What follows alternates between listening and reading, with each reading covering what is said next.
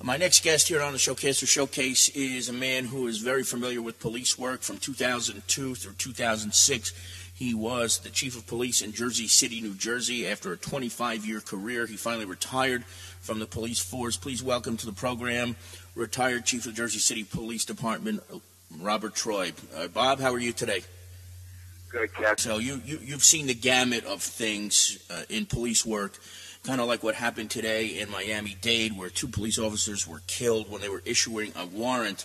The thing that was different, though, about this was that these guys were on loan to the U.S. Marshals Department. How does something like that work, where local guys work for the feds? Well, what happens is all police departments want to have good relationships with the federal authorities, the DEA, the FBI, the marshals, and so on, and most chiefs would want that federal law enforcement attention in their areas, to complement their police force.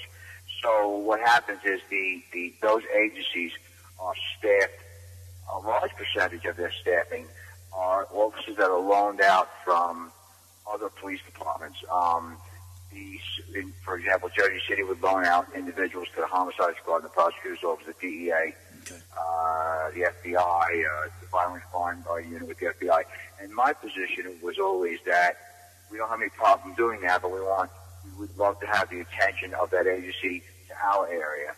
So by lending those officers out to, for example, in that case, the marshals, the return to the municipality that is paying their salaries and so on, is that those officers concentrate on catching violent criminals within that municipality. Okay. So it's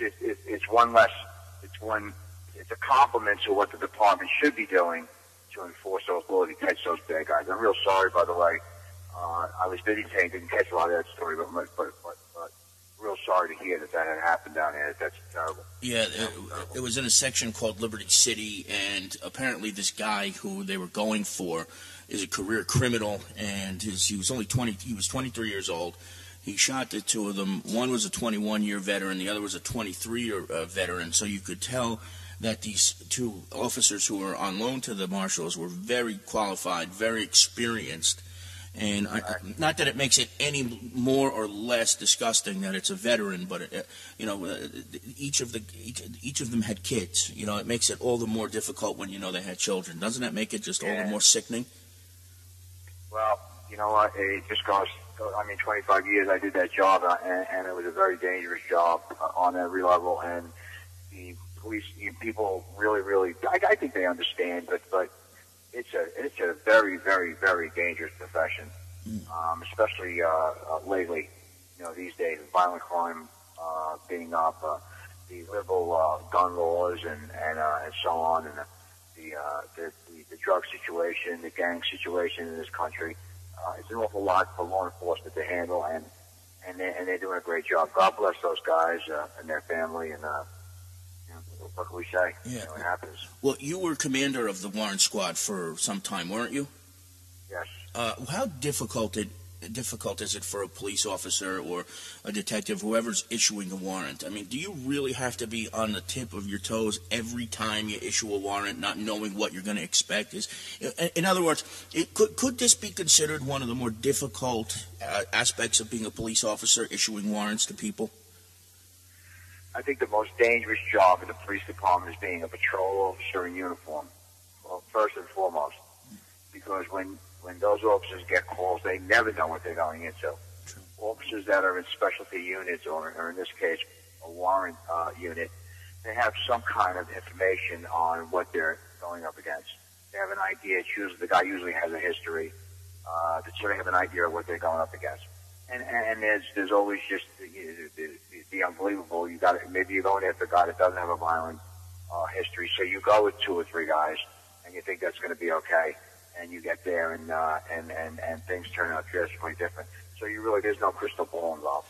But the squads, in my opinion, have the benefit and the opportunity to prepare some type of approach to situations where they're making an arrest or they're doing something in that nature, where a radio car police officer or a uniformed police officer, like here in Jersey 2-3 days ago, 27-year-old good-looking kid Never got out of his radio car. He was assassinated behind the wheel.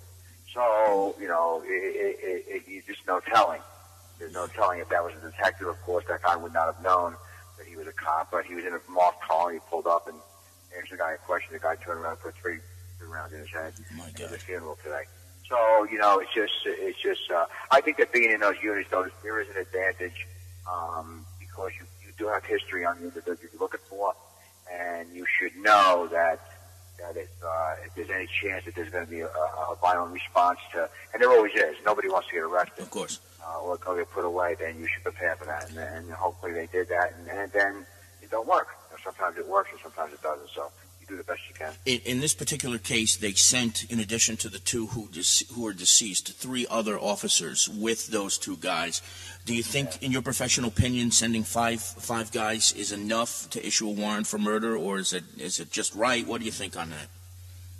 Oh, the warrant was for murder? It was for murder. Yeah, it was an October murder in Miami, and they sent 5 guys all together to issue the warrant. Well, you know what, yeah, Kevin. I mean, that's vague, and I wouldn't want to second guess what they did. 5 guys to me sounds pretty good, but you know, I mean, you don't know what the situation is. You know, I mean, is he barricaded? Is he in the area where he can get them and they can't get him? There's so many. You know, we don't know what the answer to that is. Okay. So I don't know. We can't Monday morning quarterback whether they brought enough guys with them or not. I mean, you know, I personally would really prepare well for that, and I'm sure they did. It just didn't go their way. Unbelievable stuff. Chief Robert Troy, formerly of the Jersey City Police Department. Bobby, cannot thank you enough for spending a couple of minutes with me here today on the program, and it's good as always to talk to you.